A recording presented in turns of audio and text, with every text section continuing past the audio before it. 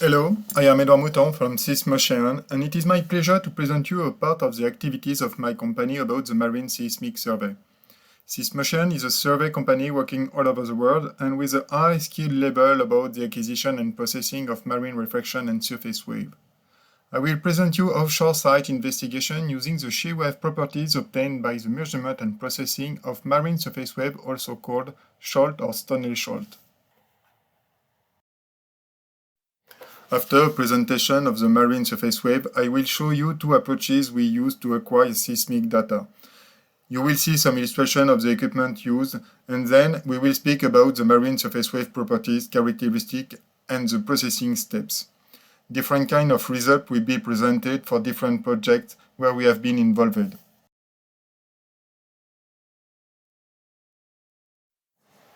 When a seismic source is activated on the top of the seabed, two kinds of waves are produced in the soil, body wave and surface wave. The body waves consist on primary or dilatation wave, P wave, and secondary or shear wave, S wave. For the P wave in a water-saturated soil, with a P wave velocity lower than the P wave velocity in the water, it will be very hard to detect the effective P wave velocity of the soil matrix. For the S wave, in a coarse material like sand, the S wave is independent of the degree of saturation and can be used to characterize the stiffness of the soil. The shoal wave, the marine surface wave, is a combination of both P and S wave. This wave is trapped at the interface between the water and the soil. Its amplitude decays exponentially with the distance from the interface. Most of the energy of the wave is trapped on a thickness corresponding to one wavelength. The part of the energy located in the water carries information about the stiffness of the soil. This part is used to determine the shear wave properties of the sediment.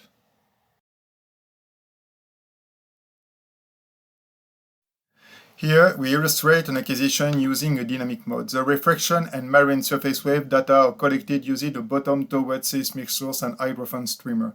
The streamer can be composed on 24 or 48 hydrophones with a constant spacing corresponding to the specification of the survey. The seismic shots are performed at constant distance. The seismic setup is defined in function of the objective of the survey. Distance separating two receivers will define the minimum of the resolution. The length of the streamer will define the theoretical depth investigation.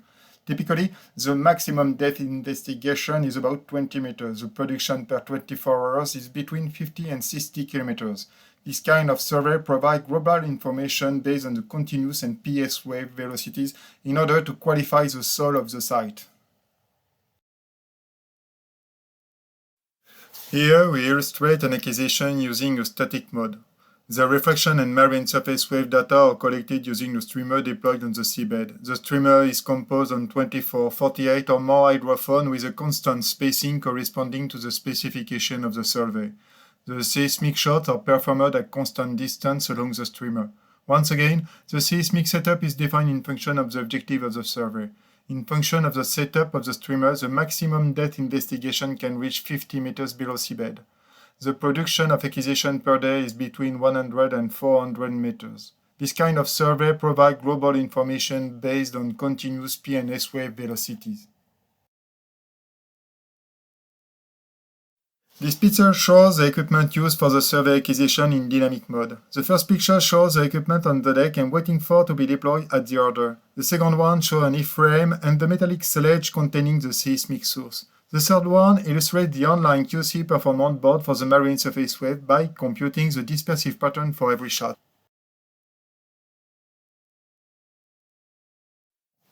For refraction, the online QC consists on the visualization of first break arrival received by the hydrophone. For marine surface wave, this QC consists on the computation and visualization of the dispersive curve of the seismic data acquired. Without this QC, it is not possible to know if the survey setup, that is to say the geometry of the streamer or the power of the seismic source, is well adapted or not to the survey.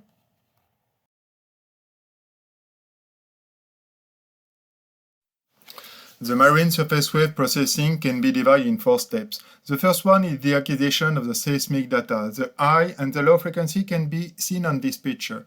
Longer wavelengths, that is to say lower frequency, penetrates deeper in the sediment than shorter wavelengths. Using a slant slags and an F50, we compute the dispersive curve of the seismic data recorded. The horizontal axis is the frequency and the vertical one is the phase velocity. The dispersive curve is picked and used for the inversion with the numerical model. The numerical model is composed of flat layers over an half-space substrate. These layers are defined by the density, the thickness, the velocity, and P and S wave in the sediment. We take into account the water parameters, that is to say the density, the P wave velocity, and the water depth for every shot location. An automated inversion by iterative procedure minimizes the difference between the theoretical and the picked dispersive curve, until the convergence to produce a vertical shear wave velocity profile in function of the depth. The marine surface wave has similar properties than the onshore surface wave called Rayleigh wave about the influence of the shear wave velocity and the thickness of the soil layers on the dispersive curves. On this slide, we speak about a simple model composed of one sand layer over a substratum. The two upper figures illustrate the results of numerical modeling of the variation of the dispersive curve in function of the shear wave velocity and the thickness variation of the sand layers. But one of the most important particularities of the marine surface wave is the influence of the thickness of the water layer. The lower figure shows the results obtained with the same numerical model but with different water depth. When there is no water, the surface wave dispersion obtained is the Rayleigh wave dispersion. With the increase of the water depth, it can be seen that the dispersive curves are shifted to the lower frequencies with the smaller phase velocities. This variation explains why a specific numerical model integrating the water depth for every shot is necessary for the marine surface wave processing.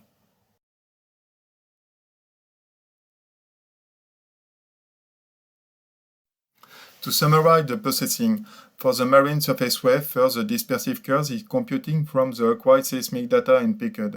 Then for every shot, the water depth is integrated in the numerical model. The inversion is done in order to obtain shear wave velocity profile in function of depth. For the marine reflection, the first break are picked for every seismic shot. The processing is done using intercept or plus-minus approach. Then we produce profile of P wave velocity units in function of depth. The combination of both processing, one acquisition and two seismic processing, give access to a better description of sediment with the P and S wave velocities. This slide presents the comparison between the results obtained by the marine surface waves and the seismic CPT. The survey has been performed for a bridge project in the seismic area. On the site, the upper layers were so soft that the seismic refraction does not give any information except a P wave velocity very close to the P wave velocity propagating in the water. Following the marine surface wave survey, a seismic CPT campaign has been performed and some comparison between the marine surface wave results and the seismic CPT loggings are presented for three locations. The shear wave velocity variation obtained by the seismic CPT in red in the logs are very similar to the results obtained with the marine surface wave processing in magenta and blue.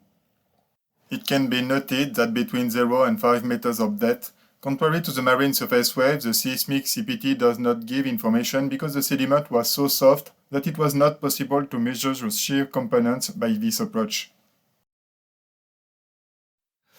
This profile are the results obtained for a pipeline route combining the seismic refraction and the marine surface wave processing. The marine refraction is used to define the seismic units by their position, top of the layer, and the P wave velocities.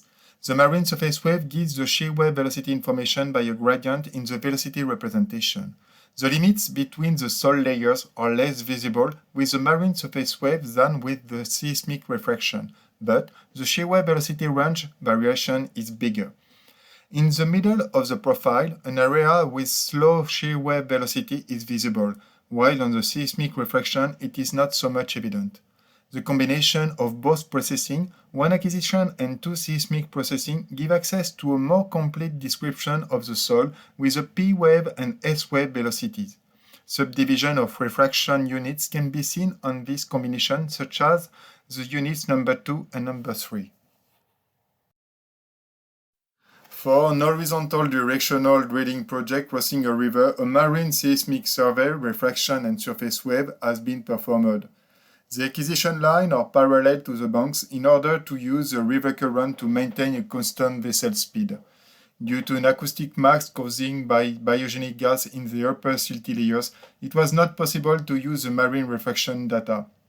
the marine surface waves are less influenced by this kind of acoustic mask because they propagate with lower frequency range.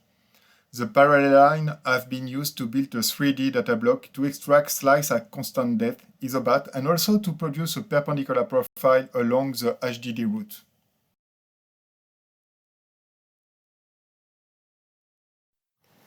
These slides show an example of geophysical and geotechnical integration. Using the geophysical result, refraction and surface wave, a geotechnical campaign, borehole and CPT has been performed in order to identify the seismic units. Integrating the punctual boreholes to the continuous results of geophysical survey, three main seismic units, called A, B, C, have been defined. A, recent deposit, B, weathered moraine, and C, slightly weathered moraine.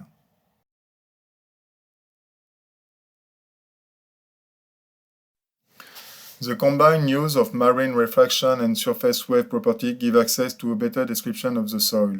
For nearshore approach, in order to obtain measurement until the shoreline and to have the measurement continuity between the onshore and the offshore parts, static acquisition can be deployed.